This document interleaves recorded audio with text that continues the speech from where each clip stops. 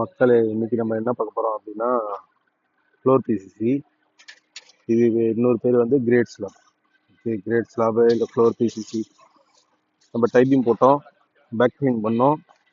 Back clean பண்ணதுக்கப்புறம் இந்த மாதிரி பிசிசி ரெடி பண்ணுறோம்.